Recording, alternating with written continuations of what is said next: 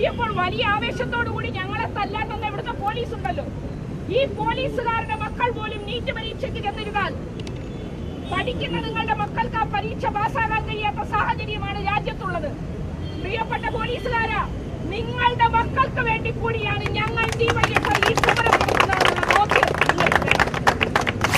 രാജ്യത്ത് പണമുള്ളവന്റെ മക്കൾക്ക് മാത്രം വിദ്യാഭ്യാസം ലഭിച്ചാൽ മതി, അവര് മാത്രം ഉയർന്ന പദവിയിലേക്ക് എത്തിയാൽ മതി എന്ന രീതിയിൽ കടുത്ത അഴിമതി വിദ്യാഭ്യാസ രംഗത്ത് നടത്തിക്കൊണ്ടാണ് കേന്ദ്ര ഗവൺമെന്റ് മുമ്പോട്ട് പോകുന്നത്.